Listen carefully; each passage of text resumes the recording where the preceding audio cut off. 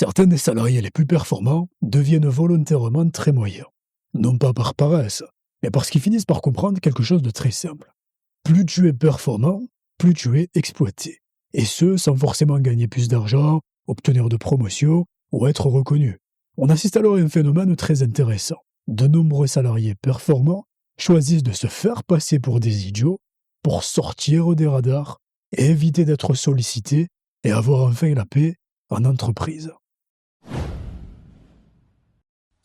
Venkatesh Rao nous explique qu'il existe 3 catégories de salariés. Les sociopathes, les naïfs et les losers. Les sociopathes, ce sont celles et ceux qui maîtrisent les règles politiques en entreprise. Ils savent influencer, manipuler, comploter, utiliser l'organisation à leur avantage pour monter dans la hiérarchie. Les naïfs, eux, sont persuadés que travailler dur, respecter les règles et être loyal suffit pour réussir. Paradoxalement, on les retrouve très souvent bloqués dans le middle management et ne sont au final que le principal fer de lance des sociopathes. Les losers, eux, sont tout en bas de la hiérarchie politique, mais ce sont eux qui produisent de la véritable valeur. Ce sont les exécutants. Sans eux, la pyramide s'écroule.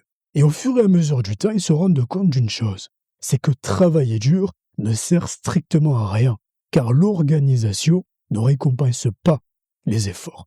Alors ils font le choix de devenir volontairement très moyens, de faire le minimum syndical, de se mettre à l'écart de tous les jeux politiques pour qu'on les laisse tranquilles. D'ailleurs, la série The Office illustre parfaitement ce mécanisme.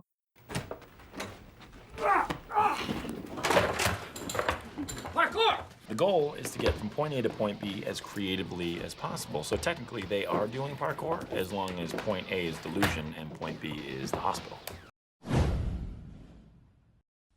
Au début, le salarié performant croit à l'illusion de la méritocratie.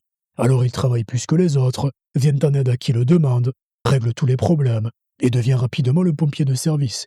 Puis il se heurte à une réalité brutale. Plus il est fiable et performant, plus l'entreprise lui en demande. Et ce, sans forcément de contrepartie derrière. Alors, il se met à faire un calcul très simple. Pourquoi continuer à me tuer au travail si mes efforts n'apportent aucun changement? Autant faire le minimum syndical, de toute façon, je suis payé pareil. Et c'est là que le salarié commence à ralentir le rythme. Le psychologue américain Martin Seligman a d'ailleurs théorisé ce principe de fonctionnement. Quand un individu comprend que ses efforts n'apportent plus de changement sur les résultats, il arrête de fournir des efforts. Simple mécanisme de protection. Le principal problème de ce mécanisme, c'est qu'il ne reste jamais individuel et finit toujours par modifier le fonctionnement global d'une équipe. La professeure de l'université d'Harvard, Amy Edmondson, dans ses travaux sur la sécurité psychologique, nous explique quelque chose de très intéressant. Elle explique que dans une entreprise où les efforts des salariés ne sont pas récompensés et valorisés correctement, les salariés performants arrêtent de prendre des initiatives visibles, diminuent leur productivité pour se protéger. Les salariés malins font la même chose par mimétisme.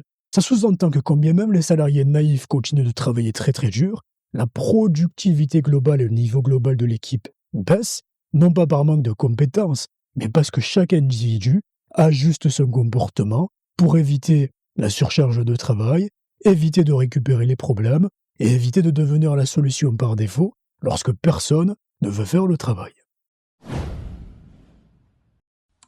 En économie des organisations, la théorie de l'agence, parue en 1976, nous montre que dans toute relation employeur-salarié, les efforts et les intérêts des deux parties ne sont jamais parfaitement alignés. En corrélation, lorsque ce désalignement est beaucoup trop important et que ton entreprise ne récompense pas tes efforts à leur juste valeur, le fait que tu continues de surperformer finit par entraîner une perte sèche de ton côté. En gros, tu te fais avoir. La première chose à faire, c'est d'économiser ton énergie et d'adapter ta performance avec le niveau d'investissement global de l'équipe. Ni plus, ni moins. Ensuite, récupère cette énergie économisée pour développer ta valeur à l'extérieur de la société.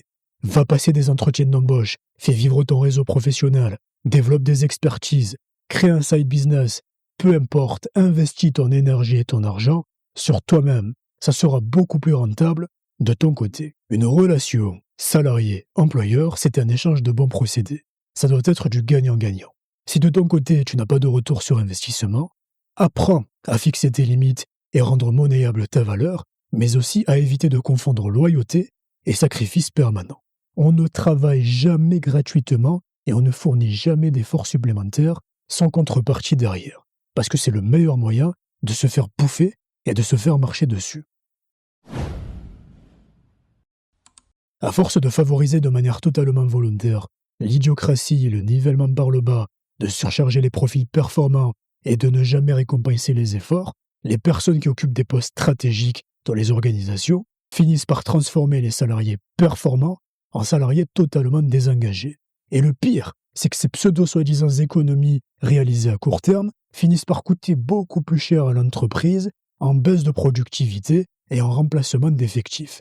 En tant que salarié, il est donc primordial de conscientiser ce mécanisme pour pouvoir adopter la meilleure stratégie de survie en entreprise. En tant que salarié, tu peux effectivement utiliser la stratégie de l'idiot, parce qu'elle fonctionne très très bien. Ça te permettra d'avoir la paix en entreprise, de surfer sur la vague et de toucher ton salaire à la fin du mois sans forcément de prise de tête supplémentaire quand on sait que l'organisation ne récompense pas les efforts. Par contre, attention, utilisée sur le long terme, cette stratégie risque de t'enfermer dans ce rôle toute ta carrière. Si tu as de l'ambition, que tu veux gravir les échelons et augmenter ton salaire, il est primordial de ton côté de maîtriser les règles du jeu en entreprise pour valoriser ta performance intelligemment et ne jamais subir ta carrière.